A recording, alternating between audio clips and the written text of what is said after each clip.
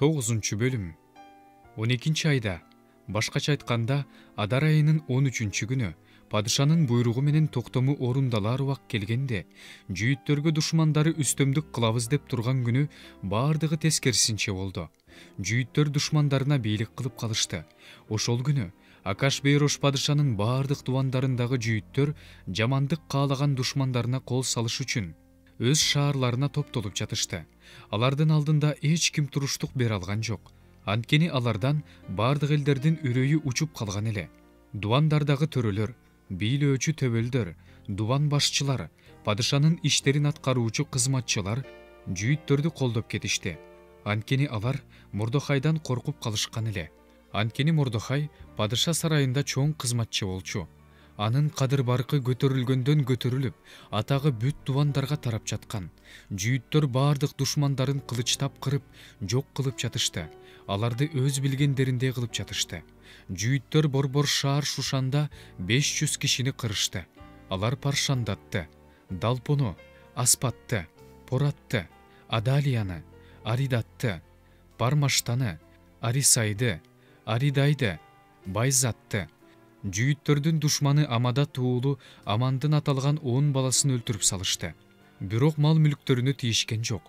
Ошол эле күнү борбор шаар Шушандагы өлтүрүлгөндөрдүн санын падышага жеткиришти.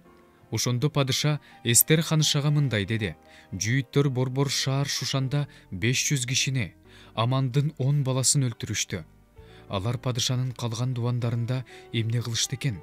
Эмнени каалайсың? Каалаганын канагаттандырылат. Дагы кандай өтүнүчүң бар? Ал өтүнүчүң да аткарылат. Эстер, эгер падыша туура көрсө, Шушанда жашаган жүйүттөргө бүгүнкү кылгандарын эртең да кылууга, Амандын 10 уулун жыгач мамыга асып салууга уруксаат берсин деди. Падыша ошондой кылууга буйрук берди. Ал буйрук Шушанда берилди. Амандын 10 уулун асып салышты. Шушандагы жүйүттөр Адар айынын 14 күнү да чогулуп келип, Шушанда 300 кишини өлтүрүштү. Бирок мал мүлктөрүнө тийишкен жок. Падышанын башка дубандарында жашаган жүйүттөр да өз өмүрлөрүн коргош үчүн, душмандарынан коопсуз болуш үчүн чогулушуп, душмандарынан 75 000 адамды кырып салышты. Бирок алардын мал мүлктөрүнө тийишкен жок. Бул Адар айынын 13 күнү болду. Ошол эле айдын 14 күнү алар тынчып, ал күндү көңүлдүү, кубанычтуу майрам катары кабыл алышты. Шушандагы жүйүттөр 13 күнү да, 14 күнү да чогулушуп, 15 күнү гана тынчып, ал күндү алар кубанычтуу майрам катары өткөрүштү. Ошондуктан айыл кыштактарда жашаган жүйүттөр Адар айынын 14 күнүн майрам күн катары белгилеп, бири-бирине белектерди жиберип, салтанат менен өткөрүшөт. Мордохай бул окуяларды жазып, Акашбейрош падышанын алыскы жана жакынкы дубандарында жашаган баардык жүйүттөргө кат аркылуу жөнөттү. Ал катта жүйүттөр жыл сайын Адар айынын 14 жана 15 күнүн майрамдашсын деген буйрук жазылган. Бул күндөрдү жүйүттөр душмандарынан коопсуз болуп, тынч жашаган күндөр катары, бул айды болсо кайгысыз шаттыкка айланган, муңу майрамга айланган ай катары бири-бирине белек берип, жардыларга кайыр берүүчү кубанычтуу, көңүл ачуучу майрам катары майрамдашсын. Жүйүттөр Мордохайдын жазган каты боюнча майрам өткөрө башташты. Өздөрү да буга чейин майрамдап жатышкан эле.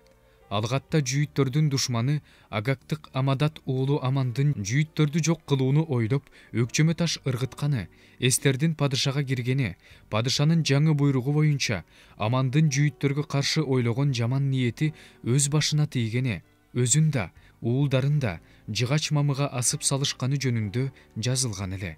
Ошондуктан бул күндөрдү Пур деген сөздөн Пурим деп аташты. Болгон иштерди өздөрү көрүп, өздөрүнүн башынан өткөргөндүктөн бул каттагы баардык сөздөргө макул болушту. Жазылган кат боюнча алар мындай токтом кабыл алышты.